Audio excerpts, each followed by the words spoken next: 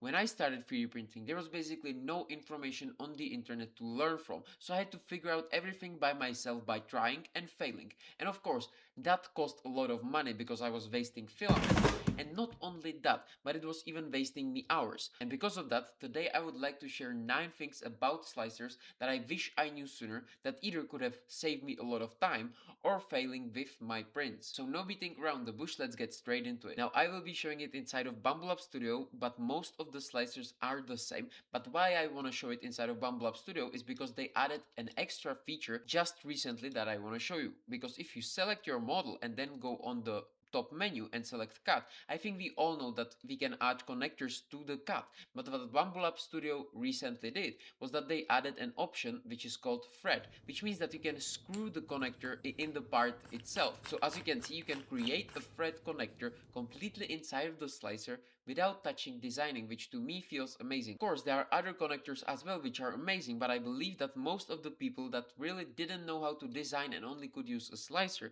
really wanted the thread added. So Bambu Studio just did that. So if you want to try it out, definitely check it inside of Bambu Studio, and then you can just, for example, export the part and put it inside of your slicer. And of course that saves a lot of time because you don't need to go into designing. But another thing inside of the slicer that always annoyed me is that when you want to do anything with the model that you have, you always have to search the top menu to find the thing that you want. An amazing thing for this that can save you a lot of time is the shortcuts that you can use. So the few simple ones that I use basically every single day is M for move, which allows you to move the part that is currently selected, then S for size, which allows you to resize the whole part as much as you want, then R for rotate, which allows you to, of course, rotate the part, then C for cut, and there are many more, for example, like F for laying the part on a face that you want it to lay on, or T for text. And there are much more, but these are the few most common ones that I use often, and it saves me so much time because finding it over here in the icons was a hell. And in the beginning I would be wasting my filament not on prints that would fail, but on prints that wouldn't fit the part that I would want to have them for. And so for example, if I have this LED controller and I designed a small holder that was just basically meant to hold it, I needed it to scale perfectly to the size of the controller that I had. And sometimes the parts just don't come ready to print. So you just take a measure and you somehow measure the dimension that you need to fit for. And once you have that dimension or the size, you can just go into the top menu again and click on the measure and then select 2 points or just a single line, and you can adjust it in the slicer because as you can see it shows you the distance, which right now is 145 millimeters, but I measured that I need 81. So all you can do is click the edit to scale and then just input your own number, and once you input it, as you can see, the model was completely scaled to that exact number. And because of that, right now my controller actually fits in there and holds. So that's amazing. Then another one that cost me a lot of time to figure out, and even filament, because I was failing with the prototypes when I was making these business cards for guys that I knew, and all I needed was a perfect first layer because I was printing these on the cool smooth plate and I wasn't able to get the first perfect layer because it would first print the black color for some reason and then it would print the white. But because the black is so much darker basically, it would inflict into the white and then I would have extreme color spill. And of course you can increase the purge volumes over here on the left, but a much simpler solution that I found when I was trying to figure out on the right side of the plate, and you can click customize current plate, and over here in the menu you can see that the first layer filament sequence, and you can sometimes see that it will select the black color as the first one. And so all you need to do is drag the color that you want to go first as the first one, and that's all you need to do, and it does it for you. And then you can also do it for the other layers as well, but I needed it just for the first one, and this solved it all. And one thing that felt like complete magic when I discovered it was that you can turn any image into an SVG, which you can do with an online converter that's completely for free. And then you can right click on the part and click on add part and go completely to the bottom, which is right over here, and click on SVG.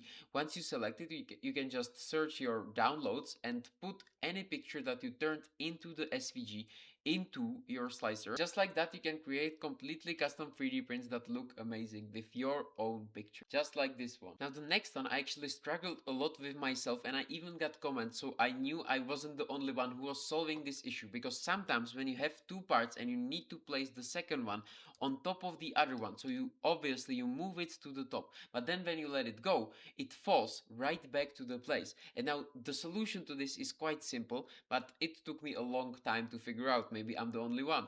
And so what you do is you go to the left side and you need to first merge these two bodies, because right now they are just two separate bodies that both have basically like gravity to the plate, so of course they will fall. So what you do is you select both and then you click on merge. Once you click on merge, now they are parts of an assembly.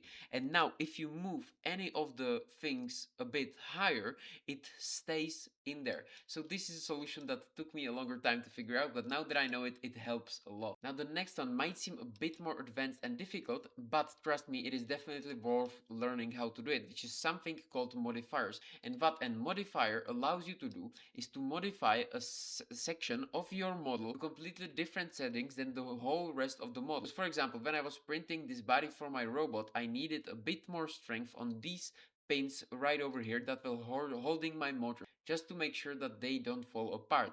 And because I didn't want to increase the strength or the vol count for the whole body, which would cost me a lot of filament, I just added a modifier, which you can see this yellow block right over here, that just adds different settings to that specific part. So as you can see, I just added the modifier, which you do, as I said, by right clicking and going to add modifier, adding a cube, and then you can position the cube anywhere where you want it to change. And once you position it in the correct place, then you can just click on the cube either over here or in the objects, and as you can see down here, you can start changing the settings for that object just for the cube that you have selected. So for example, I changed the wall count so that increases its strength. Now, as you know, today it's really popular to start adding magnets into your 3D prints to not have to go inside of a modeling software. What you can do is use the primitives that the software allows you to have. So you can right click and then select add primitives and select any of the primitives that you have there. So for example, for the magnets, you will select a cylinder and then make the cylinder the exact size or scale it as you want it to have. And then you can just join it together with this part that is there for the magnets to be applied to. So to do that, you will need to select both parts. Once you select both parts, you will go into the top menu and click on Mesh Boolean.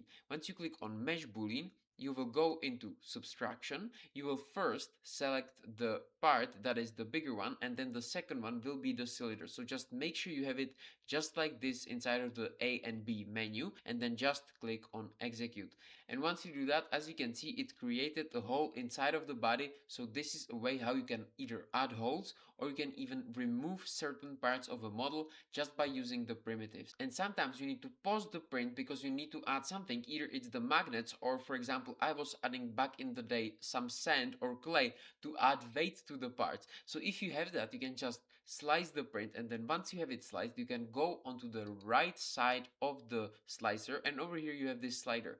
Now, once you have that slider, you can use it to basically find the layer where your hole is being covered by the printer. So as you can see, when I go through it, over here it's being covered. So I find the layer. For me, it's layer 88. So I need to go few layers below it, for example 85, and then right click it and click on add pause, and this will automatically pause the print. But don't forget to again slice the plate, and the printer will just stop automatically for you to put the magnets in there. And so these were just some of my own failures and how I managed to figure them out. But if you have any of your own that I didn't perhaps share in this video, definitely drop them in the comments, or if you have any feedback. And I hope that this could help.